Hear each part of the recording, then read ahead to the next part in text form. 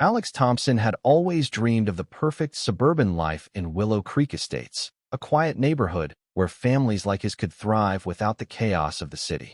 He lived there with his wife, Sarah, a dedicated teacher, and their 16-year-old son, Jake, a brilliant kid who spent more time tinkering with computers than hanging out with friends. They'd moved in 5 years ago, drawn by the manicured lawns, friendly barbecues, and the promise of tranquility. For a while, it was idyllic until the HOA election turned everything upside down. Brenda Harlan, a sharp-tongued widow with a penchant for control, swept into the presidency on a platform of community excellence. What started as minor tweaks to the neighborhood guidelines quickly spiraled into a reign of petty tyranny. She enforced rules with an iron fist: no visible trash cans after 8 a.m., mandatory holiday decorations, and fines for the slightest infractions. Whispers spread about her targeting anyone who dared question her authority. The trouble began one sunny Saturday when Alex decided to mow the lawn. He'd been meticulous, but apparently not enough for Brenda. She stormed over, clipboard in hand, accusing him of cutting the grass too short, violating some obscure HOA bylaw about blade height. "This isn't just about aesthetics, Mr. Thompson," she snarled. "It's about standards." Alex brushed it off at first, but by Monday, a $100 fine arrived in the mail. When he confronted her, things escalated. She slapped on another $50 for harassment. Sarah urged him to let it go, but Alex felt a fire ignite inside him. This wasn't just about Gross, it was war. Brenda's pettiness wasn't new. She'd already driven old Tom Jenkins, the neighbor next door, to the brink with fines over his quirky garden gnomes, calling them eyesores.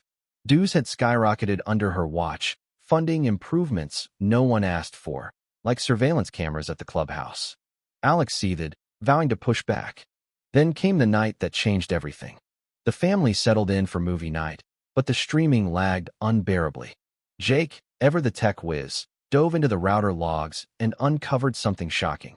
Someone was siphoning off 80% of their bandwidth. Tracing it back, he pinpointed the source: the HOA clubhouse.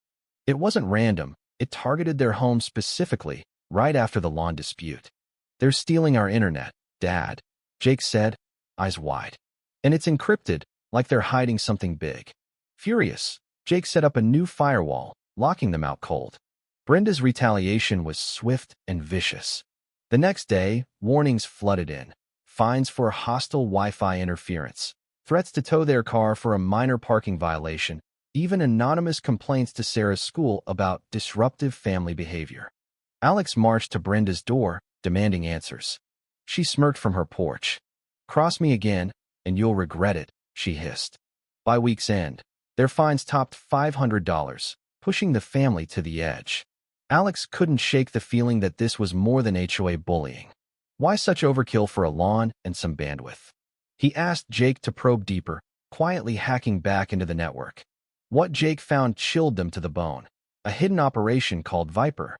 It wasn't just theft. The clubhouse server hijacked bandwidth from every home in the neighborhood, masking a vast private network. Encrypted video files streamed to offshore servers, and HOA dues funneled into cryptocurrency wallets. "This is money laundering, Dad," Jake whispered. "And those videos, they look shady."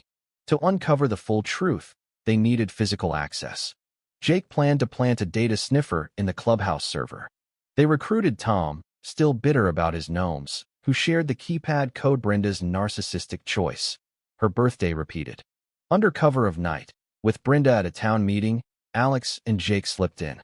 Tom created a distraction, yelling about stolen gnomes in the street to draw any nosy eyes away.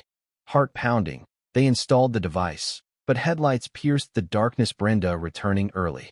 They bolted out the back, barely escaping as her car pulled up. The data poured in over the next days, painting a horrifying picture. Brenda wasn't just a bully.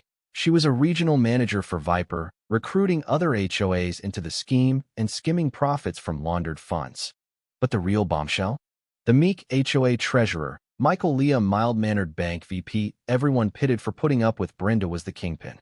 He'd built Viper as a video-integrated piracy and exploitation ring, trafficking child exploitation videos hidden behind layers of encryption. Chats revealed logistics for a face-to-face meeting to exchange physical drives loaded with the vile content. The neighborhood's innocence was a facade, shielding a monster in plain sight. The family agonized over what to do. Going to local police risked leaks and backlash. Michael had connections everywhere. Instead, through a distant relative, they contacted FBI agent Robert Klein. Handing over the evidence, they sparked a sting operation at the next HOA dues meeting, where Michael would collect the drives in person. The night arrived, tension thick in the air. Alex played his part, storming the meeting to publicly accuse Brenda of extortion and hint at Viper. "You're stealing more than our money, you're destroying lives," he roared. Chaos erupted. Residents gasped.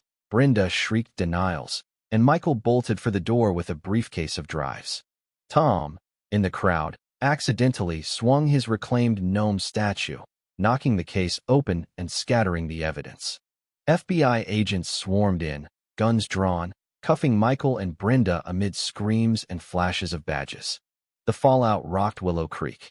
Media descended, exposing Viper as a nationwide network preying on the vulnerable, sparking heated debates about suburban secrets and vigilante justice. Were Alex and Jake heroes or hackers who broke the law? Fines were refunded, but Jake faced school suspension for his cyber mischief, only to be hailed online as a whistleblower. Sarah worried about the scars, the trust shattered, the innocence lost. In the end, peace returned, but with a bitter edge. Alex reflected on it all, realizing that sometimes, to protect your family, you had to bend the rules, and that the real monsters weren't in dark alleys, but smiling from next door. The controversy lingered. Was exposing such evil worth the chaos, or had they unleashed something even darker by taking matters into their own hands?